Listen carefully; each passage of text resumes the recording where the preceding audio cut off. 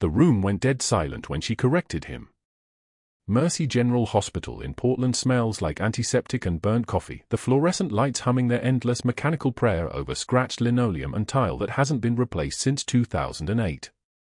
Megan O'Brien walks the cardiac unit in worn scrubs, moving with a precision that looks like grace but is actually muscle memory, the kind carved into bone by 20 years of something nobody here would recognize. Her chart notations are meticulous, methodical. The kind of detailed documentation that builds walls between the living and the dead, one vital sign at a time. The kind that also builds problems for people who don't want to be noticed. She favors her left leg slightly, a limp so minor most people miss it entirely. The scars on her forearms are older, faded to pale silver lines that catch the fluorescent light when she reaches for 4 bags. In her locker on the 3rd floor, locked and undisturbed for 6 months, sits a pair of worn combat boots in a plastic grocery bag. Army combat uniform pattern, size 10, the leather creased in all the places that meant running through mountain passes at altitude. She doesn't talk about the boots. She doesn't talk about much of anything. Dr. Sterling first noticed her during morning rounds 3 weeks ago, though he wouldn't remember exactly when. What he noticed was her hands. They moved like someone who had spent 2 decades fixing broken things under pressure, like someone whose fingers knew the distance between life and death measured in millimeters and seconds. During a code on the cardiac unit, patient named Patterson, 56, anterior wall MI, the resident froze for approximately 4 seconds. Just for seconds of indecision. Megan was already moving. 14-gauge angiocath in the antecubital fossa, smooth, confident, the kind of line placement that makes you look like you've done it 3,000 times because you have. The attending didn't even notice. But Sterling did. He watched her from the doorway of the nurse's station as she charted afterward, and something in his chest tightened. Not fear. Not yet. Just a small warning light, the kind you ignore until it becomes a fire. Sterling is tall in the way wealth often manifests, expensive posture, the kind of spine that comes from never having to apologize for anything. His watch costs $12,000. His shoes are Italian leather. His reputation is built on the kind of surgical outcomes that make hospital administrators comfortable, which is to say his complication rates are suspiciously low because most of his surgeries are phantom bills sent to Medicare for procedures that never actually happened. The surgical supply company, Clearwater Medical Solutions, small operation, untraceable ownership, charges him $800 for supplies that cost $80, and Sterling takes the difference in cash deposits to a bank account in Boise that the IRS doesn't know about.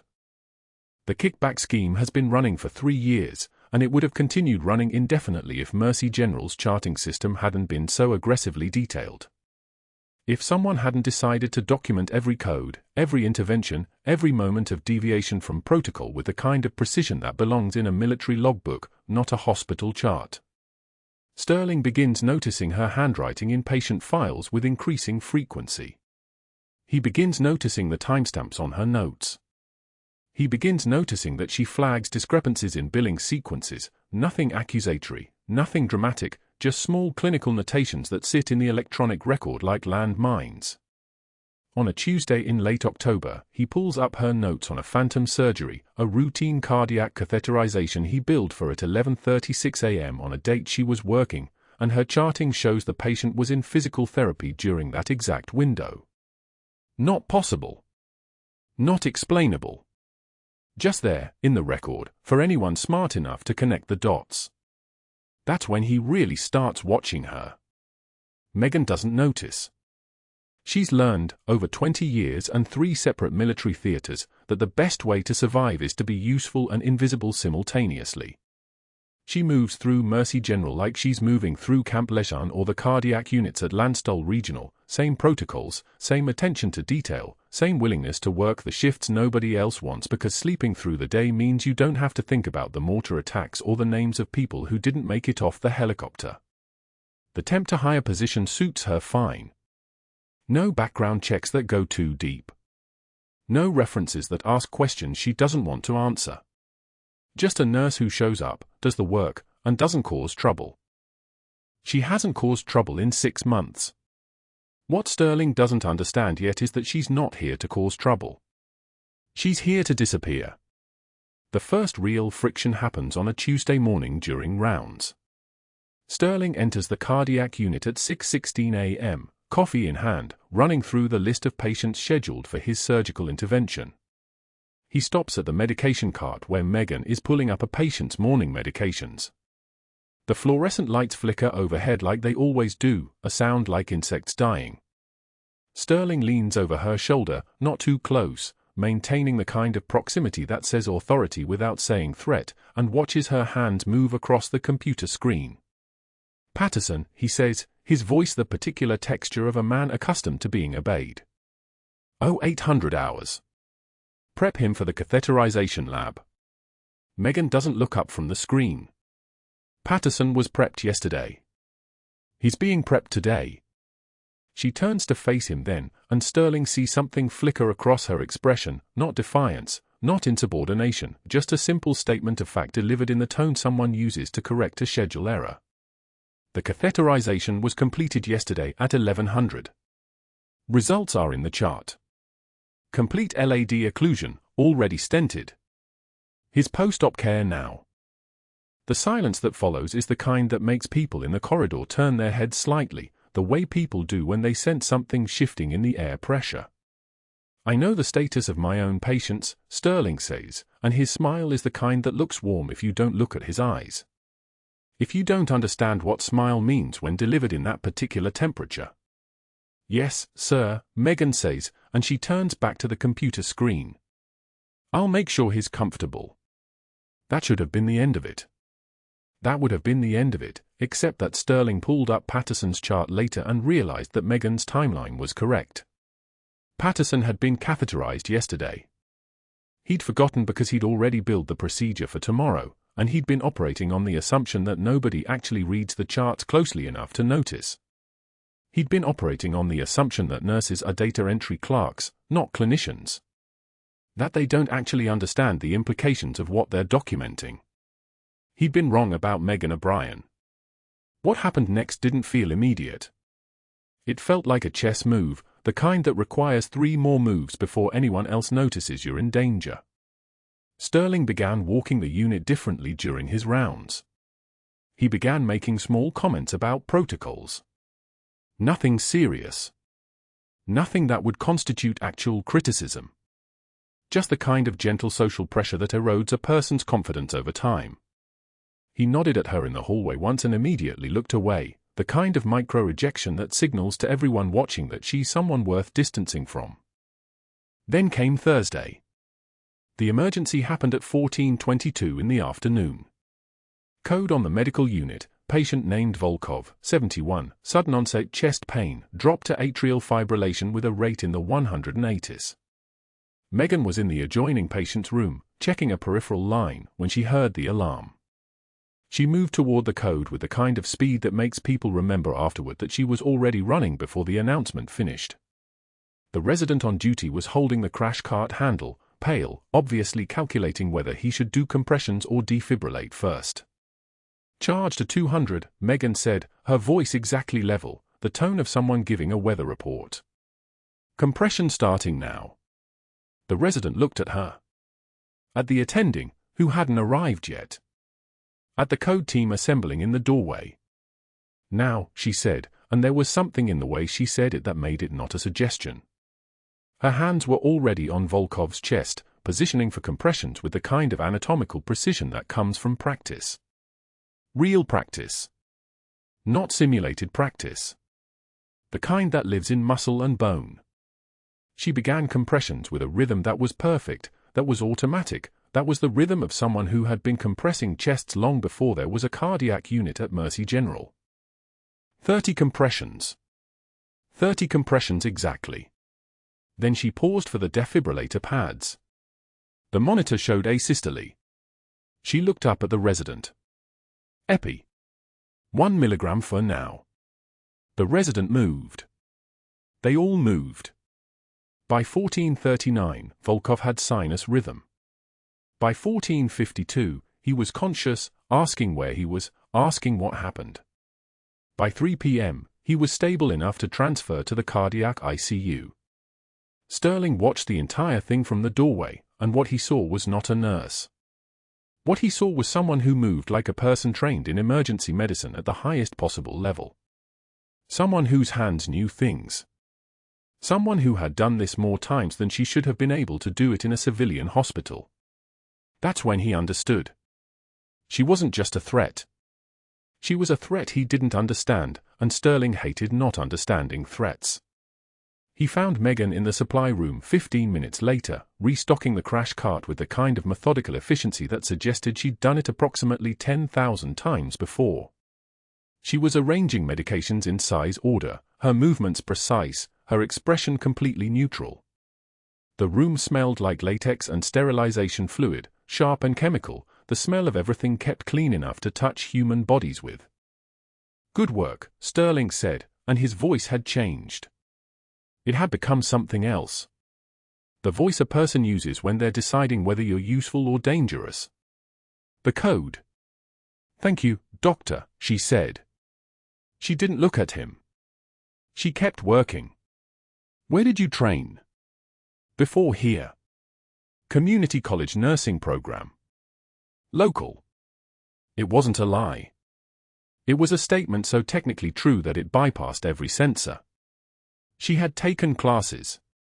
She just hadn't mentioned the Naval Hospital, or the Combat Operations course, or the 20 years between the initial training and this moment in a supply room in Portland, Oregon, where she was trying very hard to be nobody important. Sterling studied her for 3 seconds. "Well," he said finally, "Mercy General is lucky to have you." After he left, Megan stood in the supply room for approximately 45 seconds, not moving. Then she finished restocking the crash cart and walked to the break room, where she poured herself a cup of coffee that nobody had made fresh since 6 that morning and sat looking at nothing. She had forgotten to blend in. For one moment during the code, she had stopped being a temporary nurse and started being a senior chief petty officer again, and someone had noticed.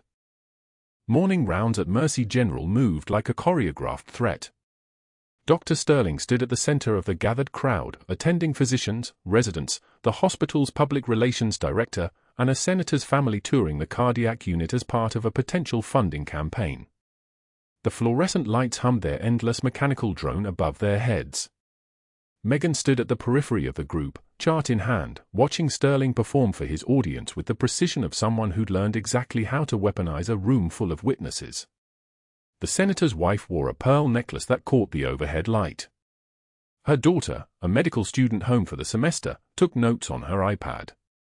They were here to see excellence.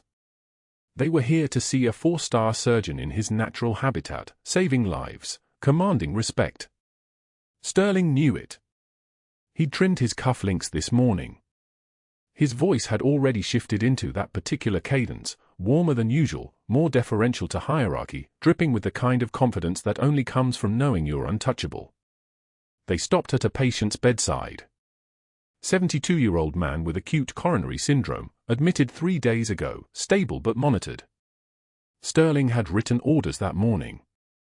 Megan had read them during shift change and felt something cold slide down her spine. The medication order was wrong. Not subtly wrong. Catastrophically wrong. A beta-blocker dose that would tank a man whose blood pressure was already hovering at the edge of hypertension, a dangerous descent into cardiogenic shock. She'd pulled up the chart on the computer in the medication room, read the order 3 times, and felt the weight of her old training settle across her shoulders like a familiar uniform. She'd approached Sterling in the hallway outside the patient's room. Quiet. Respectful. "Doctor, I wanted to clarify the order for Mr. Chen. The carvedilol dose seems elevated given his current pressures. I'm seeing 95/62 on this morning's cuff." Sterling had smiled. The smile of a man who'd already decided what he was going to do. "Thank you for your input, clipboard. Your concern is noted." He'd walked away. The order remained unchanged. Now, standing in front of the senator's family during rounds, Sterling gestured toward the chart Megan held, as if the simple gesture could transfer all authority and all blame in one fluid motion. Perhaps clipboard here can explain to our distinguished guests why she thinks she knows more than a physician with 20 years of surgical experience. His voice was light, conversational, lethal. Perhaps you can walk us through your understanding of cardiac pharmacodynamics and why you believe you're qualified to question clinical judgment. The senator's daughter looked up from her iPad. The PR director suddenly found the ceiling fascinating. Megan felt the weight of all those eyes. She felt the air pressure drop in the hallway like before a thunderstorm. She'd been through worse. Much worse. She'd stood under fire with rounds snapping past at supersonic velocity, that particular sound like rigid fingers tapping on glass. She'd held a 7-year-old boy whose mother had just been vaporized by shrapnel 20 meters away. She'd watched men bleed out because there was no blood to give them, no surgeon within 50 kilometers, nothing but hands and will and the terrible mathematics of triage. She'd learned that composure wasn't the absence of fear, it was fear transformed into data, into action, into the steady breathing of someone who'd already survived the worst and lived to do it again. She took one measured breath. Met his eyes without blinking. Spoke in a voice that was barely above a whisper, steady as a surgical laser, cutting through the hallway quiet like a blade through water. Doctor, the order for 25 milligrams carvedilol twice daily would drop this patient's systolic pressure below 85. That's cardiogenic shock territory. I'm not questioning your judgment. I'm preventing a fatal medication error in front of witnesses. The silence lasted exactly 3 seconds. Then it shattered. Sterling's face went the color of old brick. A vein pulsed at his temple, a small dark worm beneath the skin. He stepped toward her, actual physical proximity, his voice dropping to the register of controlled fury. You've exceeded your scope. You've undermined patient confidence. You've questioned my clinical authority in front of hospital administration and guests. But that wasn't where the real punishment came. Later that afternoon, during the emergency code in Trauma Bay 3, a septic shock patient whose blood pressure had collapsed like a failed structure, Megan was there. She moved between the crash cart and the bedside with the fluid efficiency of someone whose muscle memory predated her civilian identity. She hung blood products. She adjusted the dopamine infusion. She read the monitor and saw what was coming before the alarm announced it: rhythm deterioration, electrical mechanical dissociation, the patient's heart performing movements without any functional pumping. Dead. And then she saw the order on the monitor, an order that should never have been written. Dobutamine, which would increase oxygen demand in a critically ill heart. A medication that would accelerate the patient's decline. She looked up from the monitor and found Sterling standing across the bed, watching her with the expression of a man who'd just executed a perfectly calculated move. Doctor, that dobutamine order. That dobutamine order, he interrupted, his voice loud enough that the entire room heard it, will not be questioned by a nurse who doesn't have a doctoral degree. Step back. The patient will crash harder with increased. I said step back. But she didn't step back. She did something worse. She continued running the code as if he hadn't spoken. She hung the correct medications. She coordinated chest compressions. She adjusted ventilation parameters with the precision of someone who'd done this exact procedure in field hospitals with bullets still in the air. The patient's rhythm converted. Sinus rhythm, stable, the electrical activity of a heart choosing to beat again. Sterling went very still. His hands clenched at his sides. And then he moved toward her, closing the distance between them until they were separated by nothing but the sharp angle of his rage. His voice came out in a hiss that only she could hear beneath the sound of the ventilator's mechanical breath, the monitor's continuous beep, the background noise of the hospital trying to stay alive. You just ended your career. Megan looked at him. Really looked at him. Saw the fear beneath the fury, the fear of a man whose control had just fractured in front of an audience. She saw the desperation in his clenched jaw, the panic in the slight tremor of his hands. He'd come to Mercy General thinking himself untouchable. He'd constructed a careful architecture of institutional power and financial gain. And a temporary nurse from a staffing agency had just disrupted his entire foundation by knowing something he didn't know, being able to do something he couldn't do. A single tear escaped down her left cheek. Not from sadness. Not from fear. From the sheer weight of restraint. From years of holding herself small and invisible and watching mediocre men fail upward while better people stayed hidden. She wiped the tear away with the back of her hand, never breaking eye contact, and spoke in a voice so calm it made the room temperature seem to drop. "I've been yelled at by better men in worse places, doctor." The break room became her isolation chamber. By Wednesday of that week, she'd learned the pattern. She'd enter with her lunch, a turkey sandwich, apple, lukewarm coffee in a thermos, and within 90 seconds, chairs would scrape against the tile floor. Nurses would remember urgent charting. Someone would suddenly need to check on a patient. By Friday, the break room would be empty the moment she opened the door. She started eating in the medication room instead, standing between the narcotic cabinet and the 4 pumps, reading patient charts and trying not to think about the smell of that room, antiseptic and latex, and the particular staleness of recycled air that never quite escaped from behind the locked cabinet doors. But the medication room couldn't protect her from what came next. That Friday during shift change, Sterling posted the disciplinary notice on the unit board in red marker. Not the usual black ink. Red. Emergency red. Her name in capitals, Megan O'Brien, disciplinary action, insubordination. The notice detailed her questioning of physician judgment and her inappropriate intervention during clinical procedures and her undermining of patient confidence in the treatment plan. He read it aloud as the hallway filled with staff changing shifts, 20 people, maybe 30, all of them suddenly very interested in the bulletin board. "Clipboard forgets her place," Sterling announced, his voice carrying the timbre of a sermon. "This is a hospital, not a democracy. Nurses follow orders. They don't make clinical decisions. They don't challenge physicians in front of patients and families. This is my unit. This is how we operate." Megan stood at the back of the crowd, silent. Her hands held her patient assignment sheet. The paper didn't tremble. Her breathing remained even. Her jaw clenched exactly once, a small, controlled movement that no one noticed. She'd been trained to absorb punishment without reaction, to let insults pass through her like wind through empty corridors. She'd learned this skill in places where showing pain meant showing weakness meant becoming a target. It was useful here, in this hallway with its fluorescent lights and its gathered witnesses. She'd survived worse. She would survive this. That evening, a new admission came through. General James Morrison, 71 years old, admitted with acute aortic dissection, type A, stable for now but monitored. His chart showed military history. His chart showed someone important. The attending physician was Sterling, naturally. And Megan drew the assignment, room for 12, General Morrison, 4-star general, Special Forces background. She pulled the assignment sheet and felt something shift in her chest, recognition without memory, the ghost of a face she'd known in a different lifetime. The general was sedated when she entered his room. Gray-haired, the kind of gray that comes from decades of leadership. Weathered face.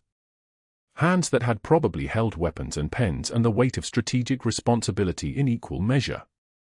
She checked his vitals. His blood pressure was holding at 142/88. His heart rate steady at 62. The monitors showed a man whose body was currently maintaining equilibrium, though the dissection in his aorta suggested that equilibrium was fragile, a temporary arrangement that could shatter with almost no warning. She adjusted the flow rate and didn't let herself wonder why her hands shook slightly. Didn't let herself look too closely at the general's face. Didn't let herself think about 8-year-old boys in the dust, or names she'd learned in a language that existed in a part of her life that was supposed to be sealed away forever. The night settled over Mercy General like a dark wing. The alarm screamed at 0200 like a banshee tearing through the ICU. One moment the monitor showed the steady blip of a man sleeping, the next it fractured into chaos, ventricular tachycardia erupting across the screen in jagged mountains that meant General Morrison's heart was no longer beating. It was fibrillating. Drowning in its own chamber. Megan was there before the second alarm sounded, her hands moving on their own, muscle memory overriding everything else. She'd seen this pattern before in a field hospital in Helmand Province, in the dust and the screaming, but that was 20 years ago and this was now, and a 4-star general was dying 3 feet from her. The monitor kept climbing. Blood pressure 70/40 and dropping. His skin had gone the color of wet cement. One nurse rushed for the crash cart while another started compressions, strong, rhythmic chest compressions that forced blood through a heart that had forgotten how to beat on its own. Megan called for the on-call surgeon, Dr. Ramos, while reaching for the crash cart herself. Her voice was steady, professional, stripped of everything except the essential facts. General Morrison, 4-star, sudden onset VTAC, unresponsive, we need you in here now. The response came back immediate and hospital warm, I'm coming. 7 minutes. That was a lie and they both knew it. 7 minutes was a conservative estimate, a courtesy lie that meant Ramos was still in bed 15 minutes away, maybe more. But that wasn't the worst part. The EKG trace shifted again, and Megan's eyes narrowed at what she saw. Not just ventricular tachycardia anymore. The QRS complex was widening, the rhythm destabilizing, and his blood pressure had stopped dropping only because there was almost nothing left to drop. His heart rate was 142, then 156, then the trace went flat except for one long, terrible line. Asystole. Cardiac standstill. She'd seen this progression exactly once before, in the yellow dust outside Sanjin Valley, in a Marine whose chest cavity had filled with blood after shrapnel took out his right lung. The blood had compressed his heart the same way it was compressing General Morrison's right now. Cardiac tamponade. His pericardial sac was filling with blood and crushing his heart like a fist closing around a bird. Stop compressions, Megan said quietly. The 2 nurses looked at her. One was new, maybe 2 years in. The other was Janet, 12 years on this unit, and Janet's eyes went wide because she knew what that order meant. You didn't stop compressions unless you were about to do something that compressions would only make worse. I need a 14-gauge needle. 18 centimeter length. Sterile field at the 4th intercostal space, left mid-axillary line. Now. Her voice didn't rise. It dropped, became something heavier, something that sounded like it had been forged in a place where questions were a luxury nobody could afford. Janet moved without hesitation. The new nurse hesitated for half a second, then moved. Megan's hands were steady as the surgical laser as she prepped the field, 3 quick swipes of iodine that painted the general's skin the color of old brass. The pericardiocentesis needle felt familiar in her hands. She'd done this procedure exactly 8 times in her military career, 7 of them in field conditions where sterile was a relative concept and the patient was bleeding out under fire. This was hospital clean. This was controlled. This was supposed to be simple, except it wasn't simple because she was doing it without authorization from the attending surgeon, without the blessing of the hospital administration, without anyone's permission except the one voice in her head that sounded like 20 years of command experience screaming that every second cost this man oxygen. The needle advanced. Megan's breathing was shallow, controlled, a rhythm she'd learned when she was 32 years old and learning to operate in spaces where fear became a liability. In, deeper. Her eyes tracked the angle, the depth, the resistance of tissue layers. The needle penetrated the pericardial sac with the faintest sensation of resistance giving way, a moment of pressure then release, like puncturing the membrane of something alive. The syringe filled immediately. Dark blood. 50 milliliters of blood that should never have been there, that had been slowly crushing the general's heart with the weight of its own life draining into the wrong place. She aspirated and the monitor trace changed. Not dramatically, not in the movies way where everything suddenly resolved. But the line started moving again. Slow, irregular at first, then finding rhythm. 80 beats per minute. His blood pressure climbed, 60/30, then 70/40, then 80/50. His skin started returning to something resembling human color. The new nurse was crying. Janet just watched, understanding without words what she was watching, what Megan had just done, what it meant that a floor nurse had performed an emergency surgical procedure with nothing but a needle and the kind of knowledge you only got from places that classified operations. The general's color returned like someone was pouring it back into him through a bottle. His breathing deepened. His oxygen saturation climbed from 68 to 72 to 81 and held there, stable. But stable wasn't safe. The dissection was still active. The aorta was still tearing itself apart with every heartbeat, still bleeding into the pericardial sac at a rate that meant the blood would reaccumulate, would compress the heart again, would require her to repeat this procedure every 12 minutes unless a surgeon opened his chest and actually repaired the damage. Megan called Ramos again. "We have 35 minutes before tamponade recurs." "Where are you?" The line crackled, then a voice thick with sleep and sudden adrenaline, "I'm in my car." 15 minutes. That was still a lie, still too long, still not fast enough, but it was something. She called the hospital administrator and got his voicemail, called again, got his night duty replacement, a woman named Patricia who picked up on the fourth ring sounding confused about why anyone would need her at 0215 in the morning.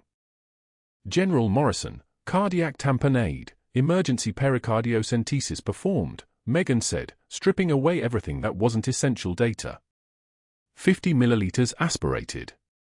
Patient now stable but dissection remains active. Needs surgical backup. Dr. Ramos is 15 minutes out. Patricia's voice went through several emotional transitions in rapid sequence, confusion, then understanding, then something that sounded like administrative terror. "You did what? Do you understand the liability exposure? Dr. Sterling is your supervisor. Does he know about this?" Megan didn't answer directly. Instead she said, "The general will die in approximately 35 minutes if I'm not standing here manually monitoring his pericardial catheter every 12 minutes. That's the medical reality. The legal reality is somebody else's problem." Through the ICU window, she saw headlights turn into the parking lot. A Mercedes-Benz sedan, dark and expensive, pulled into a spot that said reserved physician parking. Dr. Sterling got out of the car at 02:45 in the morning wearing scrubs, which meant someone had called him, which meant Sterling was about to arrive in the ICU with his network activated and his plans ready. Patricia said something about protocols and supervision, but Megan had already set the phone down. She was monitoring the general's pericardial catheter, watching the fluid levels, watching the cardiac rhythm, watching everything that needed watching. She had maybe 3 minutes before Sterling walked through those ICU doors. He entered at 0247. His eyes scanned the monitors first, took in the general's vital signs, then found Megan at the bedside. His gaze moved from her to the pericardial catheter to the collection bag with its dark fluids, and his expression crystallized into something that looked like Christmas morning to a man like Dr. Sterling. Here was his opportunity. Here was a floor nurse performing an unauthorized surgical procedure, operating outside her scope of practice, alone with a 4-star general, surrounded by evidence of her transgression. He pulled the administrator's representative aside, gesturing at the chart, speaking in urgent whispers that Megan could hear through the ICU glass like someone narrating her own destruction. "Liability exposure, unauthorized procedure, her credentials don't cover surgical intervention, documentation of reckless endangerment." Sterling's voice was urgent, concerned, the voice of a physician protecting patients and the hospital from a nurse who'd overstepped catastrophically. Patricia was nodding, her face getting paler. Sterling was very good at this, at using the architecture of hospital authority the way some men used weapons. He pointed at Megan. He pointed at the pericardial catheter. He said something that made Patricia's mouth tighten into a line. Sterling approached the bedside. His smile was ice, the kind of smile that turned the air temperature colder. "You're removed from this patient effective immediately," he said quietly, his voice carrying that same authoritative tone Megan heard in her own voice now, the voice of command that expected obedience. "Collins will be here in 5 minutes to take over your care responsibilities. Step back from the bedside." Megan didn't move.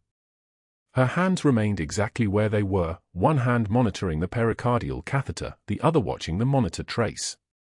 "He'll die if I leave," she said, and her voice had dropped an octave from the deferential tone she'd been using for 3 months.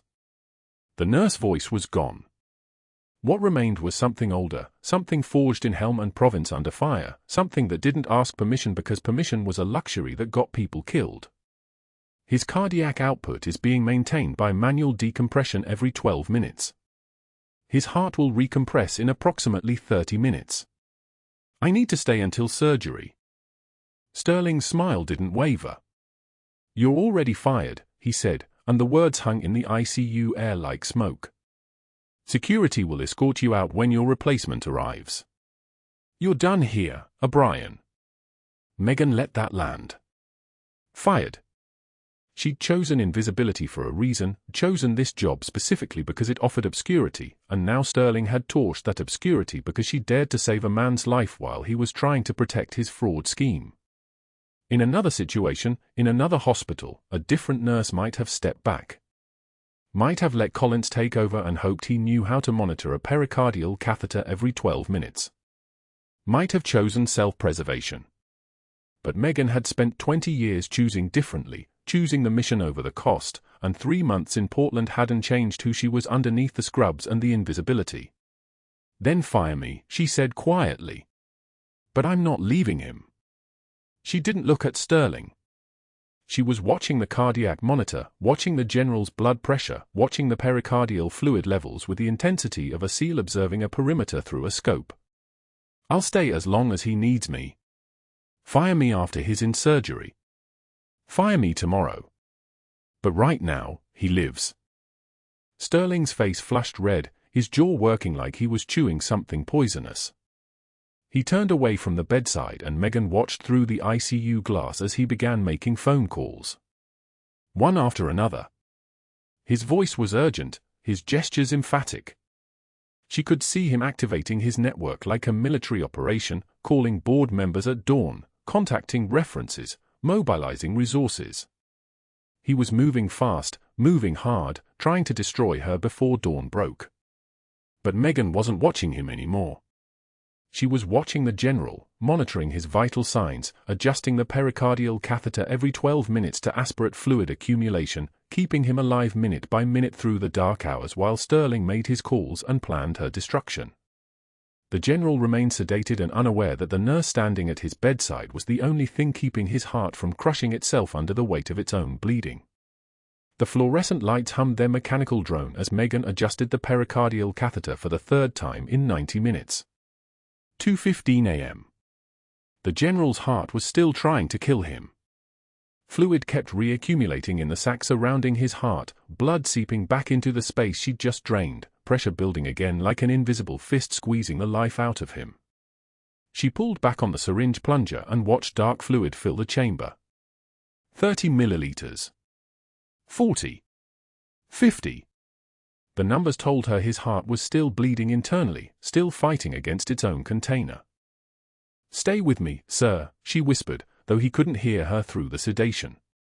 Her hands moved with the terrifying fluid precision of someone who had done this in worse places, hovering over a wounded lieutenant in a Helmand Province supply outpost, working by flashlight while mortars landed 200 meters out.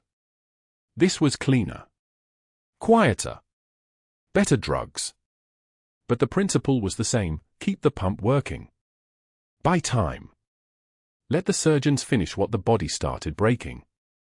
She repositioned the cardiac monitor leads and watched his oxygen saturation climb, 84%, 86, 88. The general's respiratory rate steadied. His blood pressure, which had been bottoming out at 70/40 an hour ago, crept toward 85/50. Not great. Not normal. But enough. Enough to perfuse his brain, his kidneys, his heart itself. Enough to keep him alive until dawn. The clock above the ventilator read 2:43 a.m. She had 7 hours and 17 minutes until the day shift arrived. Until Dr. Ramos came in. Until she could hand this general over to someone with authority and credentials that mattered to people like Sterling. She sat in the plastic chair beside his bed and watched him breathe. His chest rose and fell with mechanical precision, the ventilator doing the work his exhausted body couldn't manage. A 4-star general reduced to the simple requirement of being alive. No status. No rank. Just a human body that needed someone to notice when it was failing and fix it before the math became unfixable. Megan had learned this math in Kandahar. Had learned it again in Jalabad. Had learned it best in Sanjin Valley, Helmand Province, where she'd held a perimeter position for 16 hours while 42 civilians evacuated behind her and mortar rounds turned the compound wall into powder. The math of survival was simple: blood volume plus oxygen plus perfusion pressure equals another day. Forget any one variable and the equation became a flat line. She adjusted the dopamine infusion, pushing 2 micrograms per kilogram per minute to keep his blood pressure from tanking again. The 4-pump beeped softly as it reset. She documented everything in his chart with the kind of meticulous precision that would have made any officer in her old unit proud. Time. Vital signs. Fluid amounts. Medication adjustments. The record that proved she'd kept him alive when the system failed. By 3:30 a.m., the general's eyes fluttered open for the first time since she'd drained the fluid from around his heart. Not fully conscious. Somewhere between nightmare and sedation. His pupils were blown wide, the propofol and fentanyl holding him in a grey place. But something in his brain recognized danger was passing. Recognized that the crushing pressure was gone. "You're all right," she said quietly. "Surgery is coming at dawn. Dr. Ramos is the best. You're going to see your family again." His eyes tracked toward her voice like a man drowning moving toward a light. Just for a moment. Just long enough for his hand to find hers on the bed rail. His grip was weak, but it was there, a 4-star general squeezing the hand of a nurse he'd never met, couldn't see clearly, but somewhere in the fog of medication his body recognized she meant safety. Then the sedation pulled him back under and his hand went slack. She kept watching. Kept adjusting. Kept the dopamine running, the oxygen flowing, the pericardial catheter draining the blood that kept trying to refill. At 4:15 a.m. she performed the second needle aspiration of the night, 45 milliliters of bright red fluid that told her his aorta was still weeping despite the pressure dressing. At 5:47 a.m. the third aspiration.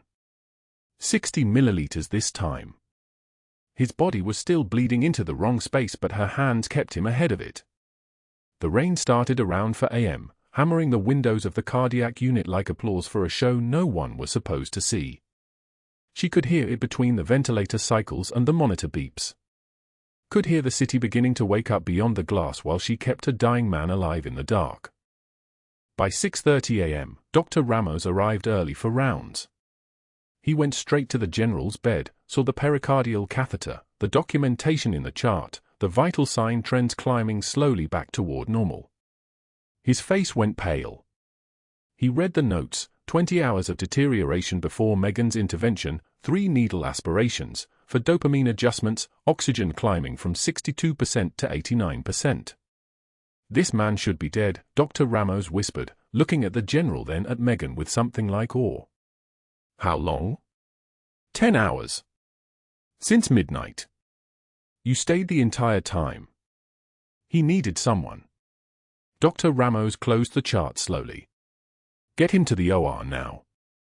We need to repair that aorta before it ruptures again."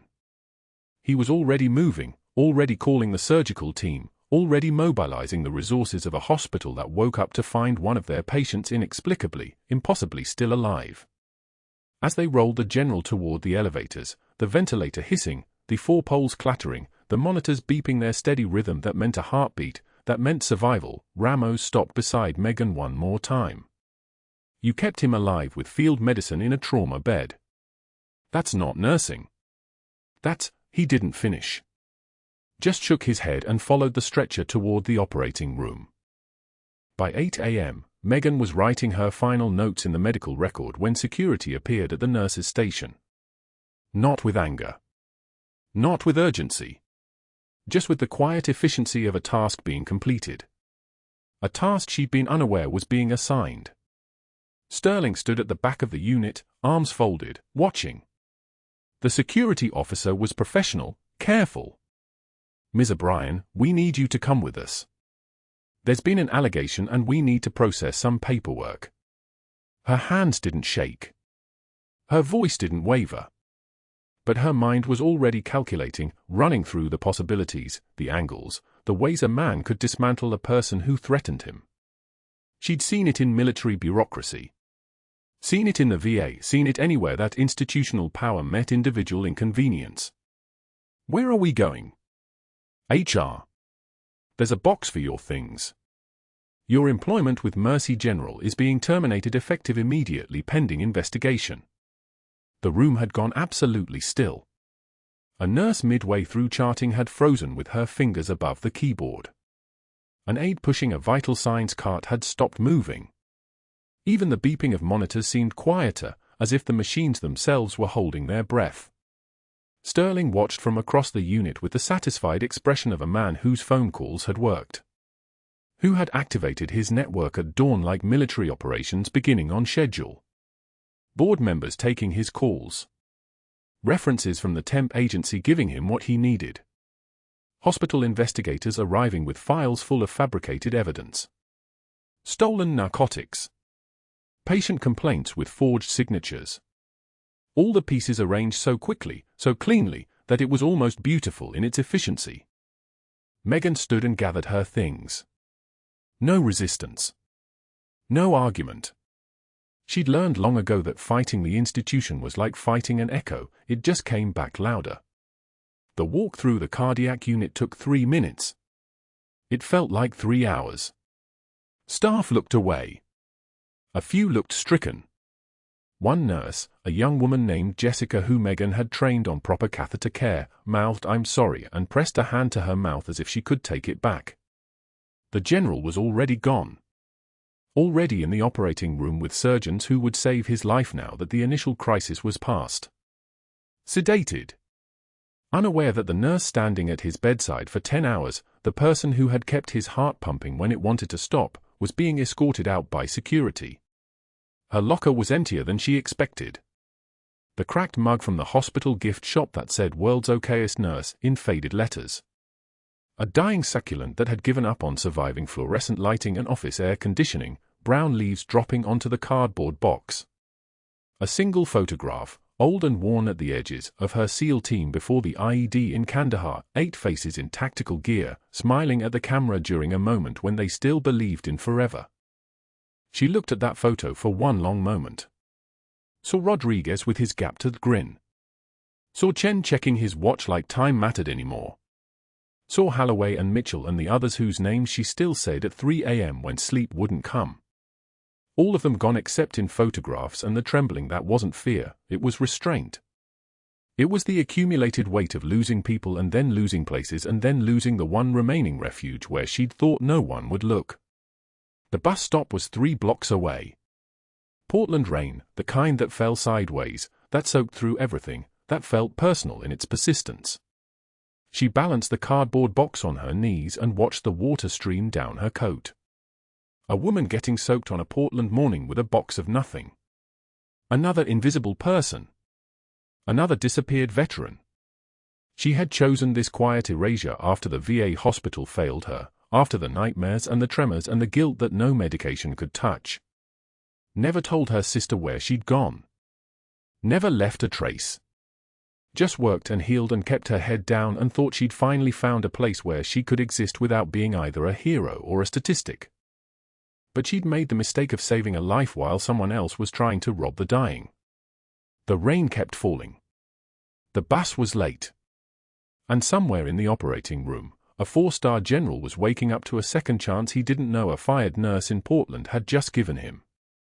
3 days later, a former Taliban commander arrived at Mercy General in handcuffs and an orange jumpsuit, extradited for war crimes testimony, requiring cardiac clearance before trial could proceed. 2 U.S. Marshals wheeled him through the hospital corridors toward the cardiology unit, and Megan had returned to collect her final paycheck from HR, one more invisible task before disappearing completely. She was walking past the ICU when the commander's eyes locked on her face. 3 days. 72 hours since the security guard had escorted her out with a cardboard box balanced on her knees. 72 hours since the fluorescent lights of Mercy General had stopped being her refuge and became the place she'd saved a life and lost everything for it. Megan had returned that morning only to collect her final paycheck from HR, one more invisible task before disappearing completely into whatever came next, temp work, night shift cleaning, anything that asked no questions and offered no mirrors. She was walking past the ICU when the screaming started. The U.S. Marshals wheeled him through the corridors toward the cardiology unit, orange jumpsuit electric under the hospital lights, handcuffed wrists, the extradited Taliban commander whose testimony would reshape 3 separate war crimes cases. He was supposed to be sedated for transport. The paperwork said sedated. But somewhere between the loading dock and the 3rd floor, his eyes had opened, and he'd seen a face that stopped his heart in a way that had nothing to do with cardiac pathology. His gaze locked on Megan standing near the supply station, her scrubs still navy blue even though she no longer worked here, her security badge missing from her pocket, her hands carrying nothing but the final stub of her employment. Recognition hit him like a percussion blast. His body went rigid. Then he began screaming in Pashto, a language that hadn't been spoken in these corridors since the war itself ended, his voice like a wounded animal caught in a trap it had made itself, raw and fracturing and desperate. The Angel of Helmand. The Angel of Helmand. You lived. Allah, you lived. Nurses froze. Doctors turned. The marshals gripped him harder, uncertain whether this was medical emergency or psychological break or something else entirely. The commander was weeping now, thrashing against restraints, his eyes never leaving Megan's face as if she might vanish if he blinked, and Megan stood perfectly still, her jaw clenched tight as a rifle breech, her breath coming steady and measured, her entire body a study in absolute composure as the past 16 years collapsed into 3 seconds of recognition in a Portland hospital hallway. She did not speak. She did not move. She did not acknowledge him. Instead, she turned toward the stairwell with the same mechanical precision she'd used during that emergency pericardiocentesis, muscle memory that ran deeper than bone, and walked forward as if a ghost had not just spoken her name in a language she'd prayed never to hear again inside these walls. But the commander's voice followed her, echoing down the corridor, a name that only 3 people alive still knew, Senior Chief Petty Officer O'Brien. I remember your hands. I remember the blood in the smoke. I remember. The marshal sedated him. The hospital security locked down the cardiology unit. And Megan kept walking toward the stairwell, each step an act of will that cost more than any of these people could measure. What they didn't know was that General Morrison's son had been in the ICU waiting room. What they didn't know was that he'd heard the screaming. What they didn't know was that he'd seen the name badge on his father's chart, the 10-hour intervention, and the nurse's photograph from Mercy General's employee directory. And what they absolutely did not know was that Captain James Morrison, call sign Reaper, 75th Ranger Regiment, 3 confirmed kills in Kandahar province, recognized that nurse because he'd spent 8 years studying a single image, his own small face, tear-streaked and terrified, being carried through white phosphorus smoke by a young petty officer whose name his father had whispered in fever dreams for 2 decades. Captain Morrison found Megan in the stairwell. His voice came from above, measured and steady, the voice of a man trained to communicate across kilometers of desert and through gunfire and across the chasm between survival and death, Senior Chief Petty Officer O'Brien. Megan's hand froze on the railing. She did not turn. The silence stretched like a held breath. 10 seconds. 15. The kind of silence that lives in the spaces between heartbeats. You stayed with him 10 hours. His words fell into that silence like stones into still water. Dad, she's the one from Helmand. She carried me through the firefight. She's the angel. Megan turned.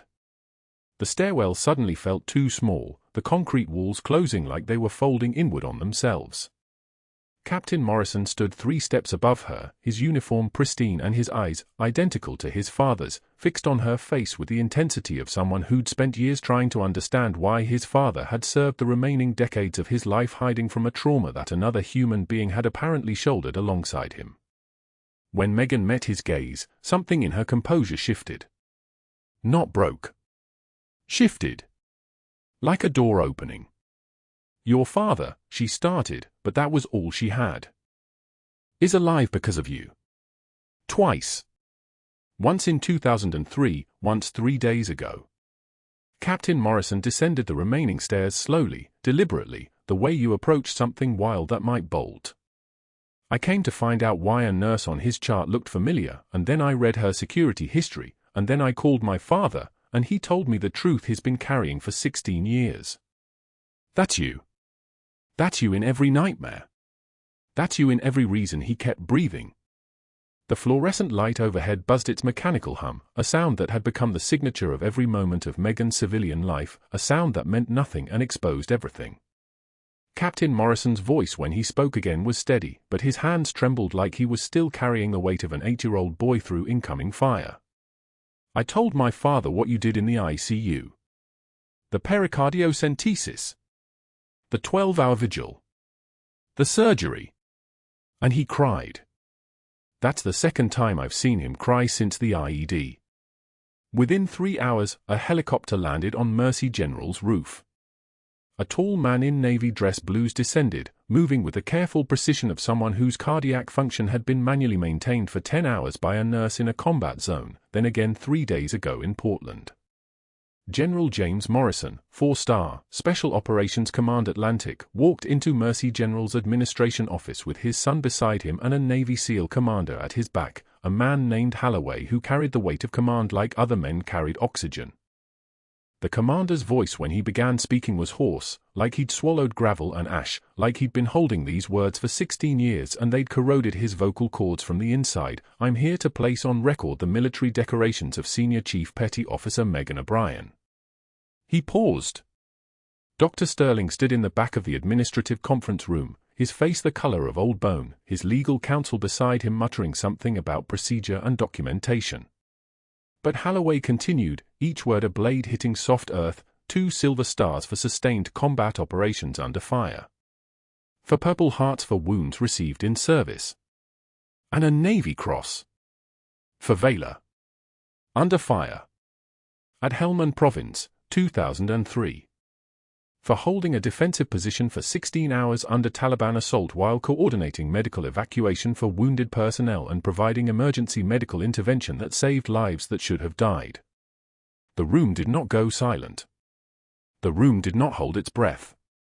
The room went somewhere else entirely, somewhere outside of language, outside of policy, outside of the hierarchies that had allowed a nurse to save a 4-star general's life and get fired for it. Dr. Sterling's face went white. Not angry white. Blanched white. The white of a man watching his entire architecture of power collapse into a single coherent fact: he had destroyed a decorated war hero to cover his own theft. And, Holloway continued, his voice steady as a laser sight, I'm here to inform Dr. Sterling that the Federal Bureau of Investigation has just arrived to discuss the circumstances surrounding Senior Chief Petty Officer O'Brien's termination and the falsification of evidence against a federal employee and military veteran. The FBI arrived within 30 minutes. 2 agents and a woman named Torres who'd spent for years in Army intelligence and whose eyes moved across evidence with the cold precision of someone who'd spent her career reading the body language of liars. They requested the personnel file. They found the digital trail. Sterling had accessed Megan's file 6 times in 3 days, logged access points that contradicted timestamps on the alleged incidents. He'd added disciplinary notes that violated state nursing board protocol. He'd flagged her to federal authorities without documentation. He'd altered the narcotics log so clumsily that the attempted manipulation was visible in a raw database. A 10-year-old could have caught it, but nobody had been looking because nobody had been allowed to know Megan O'Brien's actual history. Torres pulled up Sterling's emails.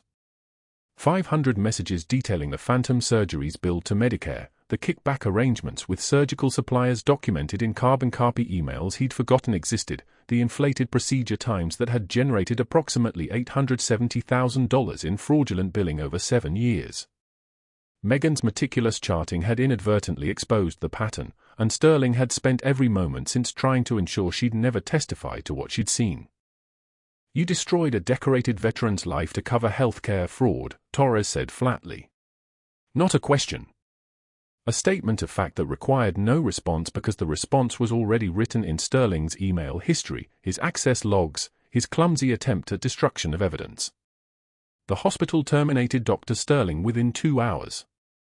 Security escorted him out in handcuffs, and here was the poetry of consequence: he walked past the same staff who'd watched Megan's exile 3 days earlier. The nurses who'd mouthed "I'm sorry" silently as she'd carried the cardboard box toward the exit. The resident who'd avoided her eyes. The attending who'd turned away. Several of them were watching now, and the shame on their faces was worth more than any apology because they understood finally what they'd done by silence, what they'd allowed by complacency. One of the nurses quit that afternoon, called HR, and told them she couldn't work in a place that had abandoned Senior Chief Petty Officer O'Brien. Sterling's wife left him within the week. His daughter changed her last name within the month. The U.S. attorney charged him with healthcare fraud, witness intimidation, and falsification of federal records. His medical license was suspended pending investigation. His malpractice insurance was terminated. And 3 weeks after his arrest, Megan saw him in a grocery store, gaunt and diminished, selling supplemental insurance policies from a folding table outside the automatic doors at 6 a.m., looking like a man who'd survived something worse than prison and calling it a career. She did not speak to him. She did not acknowledge him. She walked past as if he did not exist, which was exactly what he deserved. 2 years later, Mercy General dedicated a new combat trauma wing funded by a 4-star general who'd made it his final mission before retirement, a facility with state-of-the-art resuscitation bays, a dedicated pediatric trauma suite, a meditation room for staff dealing with PTSD. The board chairman gave the tour at the dedication ceremony, pointing out the innovations, mentioning almost as an aside that he'd seen Dr. Sterling last month selling insurance from a folding table in Gresham, looking 20 years older than his actual age. Inside the gleaming facility's entrance stood a glass case mounted on the wall. Inside, Megan's worn combat boots, polished now, with a plaque reading Senior Chief Petty Officer Megan O'Brien, USN, the Angel of Helmand. She stood beside that case in her navy dress blues, Director of Emergency Medicine for Mercy General's Combat Trauma Division, having assembled a team of 3 other combat veterans she'd personally recruited, each of them carrying wounds that civilian medicine didn't know how to heal until Megan showed them the way. General Morrison attended the ceremony with his son, both in uniform, and presented her with a framed photograph, an 8-year-old boy being carried by a young petty officer through white phosphorus smoke, taken by an embedded photographer moments before the IED that would reshape both their lives. "You saved me twice," the general said quietly. "Once from bullets. Once from bureaucracy. I'm done running from both." Megan accepted the photo with steady hands, no longer hiding the scars or the limp or the truth of who she'd been. The Taliban commander was serving life without parole in a federal prison. His testimony about the Angel had corroborated war crimes charges but had also confirmed the legend that lived in the memories of 214 Marines who'd survived Helmand Province because a nurse in combat boots had refused to let them die. At the reception, a young nurse approached nervously, former Army medic, struggling with civilian medicine, feeling invisible in her own profession. Megan recognized the signs immediately, the way she stood too straight, the way her eyes tracked exits, the way she flinched at sudden sounds. "I have an opening on my team," Megan said. "We take care of our own here." Captain Holloway delivered the closing toast before the crowd dispersed into the evening, his voice carrying across the room like a command. Sometimes the bravest warriors carry stethoscopes, not guns. Megan didn't correct him, but she thought, standing there in her dress blues, surrounded by people who finally knew her name, her rank, her history, that sometimes the bravest warriors carried both. And sometimes they had to learn which battle required which weapon. Sometimes the hardest fight wasn't against an enemy you could see. Sometimes it was against the silence of people who knew the truth and chose not to speak it. Sometimes saving a life meant standing absolutely still while the world screamed around you, and sometimes it meant walking away from the applause once the truth had been told. She picked up the photograph of the 8-year-old boy and the young petty officer in the smoke, and she allowed herself to be both the warrior she'd been and the healer she'd become. Like this video if you believe in honoring those who served. If you have military in your family, past or present, we'd love to hear about it in the comments. Subscribe and let's keep going.